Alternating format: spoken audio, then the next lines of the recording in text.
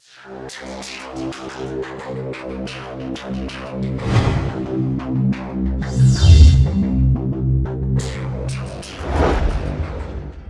2024년 1월 28일 이정훈입니다. 지금 북한이 우리 서해에 있는 백령도, 연평도 등 서해 5도를 노리고 순항미사일 도발을 하는 건 아닌가 하는 대비가 필요하다는 얘기를 하고 싶습니다. 왜 이런 얘기를 하는가 하면은 오늘 28일입니다. 오전 8시 북한이 함경남도 신포시 부근에서 여러 발의 순항미사일을 쐈습니다. 순항미사일이라고 하는 거는 보통 미사일은 빵 쏘면은 쫙 올라갔다가 그 다음에 에너지가 없으면 자유낙하하는데 이 포물선을 그러면 2차 함수 포물선에서 떨어지죠. 그래서 멀리 날아가는 건데 순항미사일은 비행기입니다. 비행기는 이렇게 가다 이렇게 하다 막 지그재그로 갈 수 있죠. 올라갔다 내려갔다. 네. 순항미사일은 비행기입니다. 그래서 앞에 산이 있으면 산 밑에 붙었다가 올라갔다가 이렇게 하면서 막 레이더를 피해갈 수 있습니다. 그래서 이 북한이 순항미사일을 쏘게 되면은 시험 비행할 때는, 시험 발사할 때는 바다로 쏴가지고 바다에서 이렇게 8팔자, 누운 8팔자로 빙빙 돌리죠. 사거리가 오랫동안 나오도록. 그러면서 이리저리 비행하면서 자기 원하는 대로 비행하는지 체크하는데, 그러다가 이제 어느 목표물 바다에 들어가니까 얼마나 날아가는지 정확하게 알 수가 없어요. 그런 이유 중에 하나는 이 순항미사일은 이 지표면에 딱 붙어서 100m, 200m 붙어서 날아가니까 지구가 둥글잖아요. 대한민국 전방에 가게 되면은 공군의 장거리 방공 레이더가 많습니다. 근데 지구가 둥그니까 저 함경남도 남포쯤 가게 되면은 우리 레이더 전파는 위로 올라가 버려요. 순항미사일은 밑에서 뱅뱅 도니까 잘 못 찾습니다. 가장 좋은 건 하늘에서 위성으로 찍어야 되는데 이 위성에 있는 레이더는 지구에서부터 한 200에서 500m 사이 적외도 1000m, 1000km까지 그 적외도에서 있는 위성들은 지구가 중력이 너무 세잖아요. 그러니까 중력에 끌려서 떨어지잖아요. 떨어지지 않으려면 어떻게 됩니까? 지구를 뱅뱅 돌면 원심력이 발생해서 바깥으로 날아가려고 그러잖아요. 그러니까 뱅뱅 돕니다. 그래서 딱 추락하지 않는데 때문에 한반도 상공을 한 10분이면 지나가 버려요. 지구를 하루에 한 12바퀴, 15바퀴 돌아야 돼요. 그러니까 매시간 볼 수가 없습니다. 그러면 아주 높이 36,000km까지 올리면은 그땐 천천히 돌아도 돼. 지구가 자전을 하지 않습니까? 그거랑 같이 천천히 자전하면은 지구에서 보면 항상 같은 위치죠. 거기는 가능한데 그거는 너무 멀어가지고 레이더로 찍어내기가 어렵습니다. 네. 그래서 지금 북한이 순항미사일을 쐈다 그러면 번쩍할 때는 그 번쩍하는 자외선을 어떻게 그 지구를 뱅뱅 도는 위성들이 잡아내서 뭐 발사했구나 하는데 이 궤적을 다 추적하기는 어렵습니다. 근데 북한이 이거를 쐈는데 이번에는 신포에서 쏴가지고 신포는 쉽게 말하면 우리나라면 어디라 그래야 되나? 울산이라 그래야 되나? 거제도라 그래야 되나? 우리나라 잠수함 기지가 있는 잠수함 만드는 데죠. 우리 잠수함은 거제도에 있는 대우해양조선에서 건조하거나 아니면은 울산에 있는 현대 중공업에서 건조합니다. 신포가 북한에선 그런 곳입니다. 그래서 거기에 북한의 잠수함 기지도 있어서 잠수함에서 발사한 거 아니냐 이렇게 보고 있어요. 그럼 잠수함 발사 순항미사일이 되는 거죠. SLCM이 됩니다. 북한은 작년 3월 12일 신포에서도 순항미사일을 쏜 적이 있습니다. 그리고 북한은 뭐라 그러는가 하면은 작년에 824 영웅하면서 2기의 전략 순항미사일을 발사했다라고 스스로 보도를 했습니다.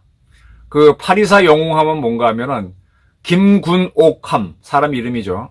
북한에서 핵 추진은 아닌데 재래식 추진인데 거기다가 핵탄두를 탑재한 미사일을 싣겠다.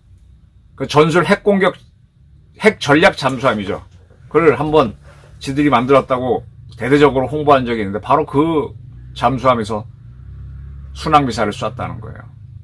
지금 북한이 3일 전인 24일에도 순항미사일을 쐈습니다. 작년에도 쐈고. 왜 순항미사일? 그 다음에 지난번에 극초음속 미사일을 쐈다 그래서 또 극초음속 미사일 쏜 건 처음 발사했을 때는 한 80km까지 올라갔다가 어디론가 지그재그 비행하는데 우리 레이더가 못 잡은 거죠. 한 100km, 200km 올라오게 되면 우리가 다 잡죠. 그래서 북한이 왜 순항미사일을 자꾸 쏘느냐 이걸 이제 판단을 해야 되는데 지금 북한이 무기를 신나게 러시아에 수출해서 떼돈을 벌고 있습니다.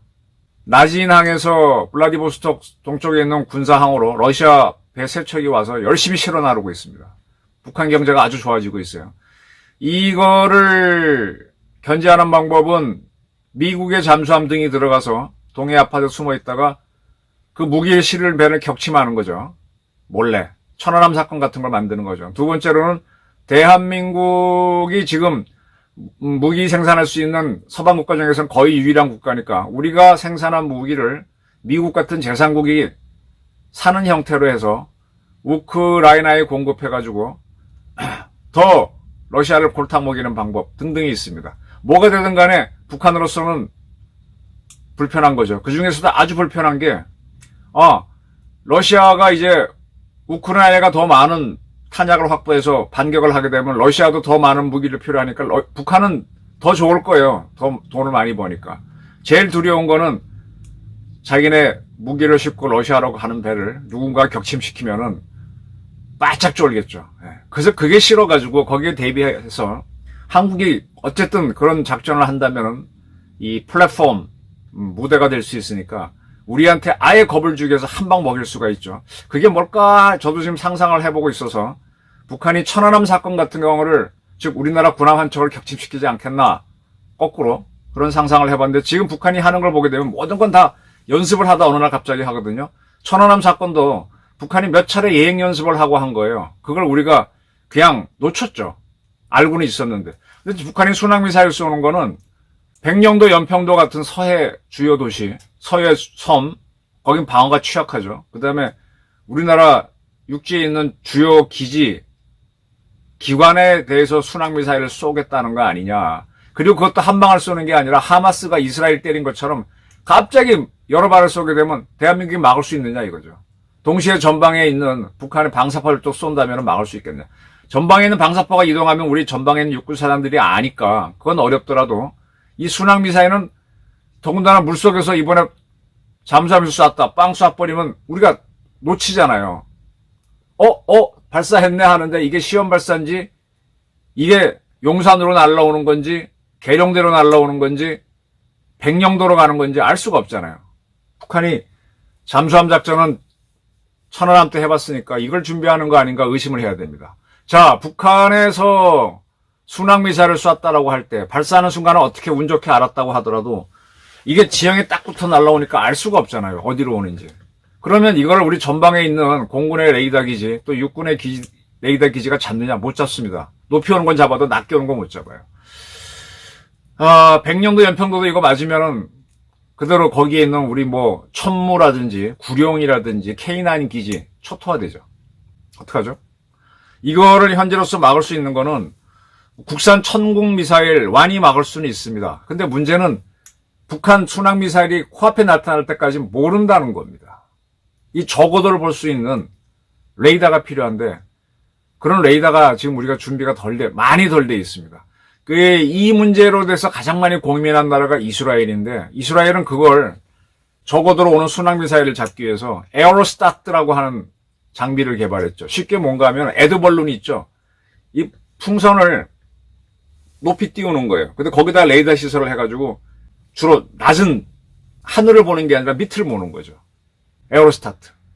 에어로스타트를 우리도 비슷한 걸 한번 시도했었는데 연평도인가 백령도에서 해보니까 바람이 세가지고 이게 고정이 안 돼가지고 흔들려서 못했다 그랬는데 이스라엘은 그 문제를 푼 것 같아요. 그래서 에어로스타트를 걔네들이 가자지구라든지 이쪽에 배치해놓고 살펴본다 그러지 않습니까? 그럼에도 불구하고 그리고 걔네들은 그 순항미사일을 잡을 수 있는 무기 중에 하나가 천궁도 잡지만 천궁은 기본적으로 높이 오는 미사일을 잡는 거라서 레이더가 위로 발사되는데 눈앞에 나타나는 걸 봤다면 순항미사일 잡겠지만 높이 오지 않으면 못 잡을 수 있습니다. 근데 에어로스타트랑 연결된 아이언돔이 있으면 잡아볼 가능성이 있다라는 게 지금 판단들이거든요. 천궁 다음으로 낮은 고도로 오는 걸 잡을 수 있는 무기는 아이언돔밖에 없습니다. 아이언돔, 이스라엘이 만든. 그러면 지금 서해 5도에서 연평도 백령도에서 북한이 포를 쏘면은 전부 다 방공호로 대피하는 훈련만 하고 있는데 그것만 갖고 되겠느냐. 아니다. 이 에어로스타트 같은 거를 지금 준비를 하고 아이언돔을 빨리 투입해야 되는 거 아니냐. 시간이 없다. 또 터지고 난 다음에 돈 주고 살 거냐. 그게 만약 용산으로 날라오거나 우리 저기 용인에 있는 육군 최고의 사령부인 지작사, 또 화성에 있는 서방사 겸 해병대 사령부, 평택에 있는 이함대, 청주에 있는 F-35 기지 이런 데 날라오면 어떻게 할 거냐 이거예요. 지금 거기에는 한국형 천궁하고 미국제 패트리어트 미사일 부대가 배치는 돼 있습니다만은 기본적으로 탄도미사일에도 신경을 쓴 거라서 고도를 높게 잡고 있어가지고 딱 붙어서 날아오는 순항미사일은 놓칠 가능성이 큽니다. 현재로서는 가자 지구 방어에서 전쟁 때 완벽한 방어를 못했다. 그렇지만 날아온 건 다 잡았어요. 너무 많이 날아오니까 못 잡았는데 아이언돔밖에 없고 그걸 발견하는 건 에어로스타트 시스템밖에 없는데 지금 우리는 전무합니다. 지금 우리나라 방사청은 2030년에 한국형 아이언돔, K 아이언돔을 개발하겠다고 하는데 그때 개발되는 게 지금 아이언돔보다 성능이 떨어지겠죠. 그 사이 이스라엘도 발전시킬 거고. 근데 지금 문제는 북한이 계속 순항미사일을 쏴대고 있어요. 우리 연평도나 뭐 이런 데로 순항미사일이 들어와서 그쪽에 있는 연평부대 본부라든지 해병대 6여단 본부 또는 거기 K9 기지를, 천무 기지를 때렸다.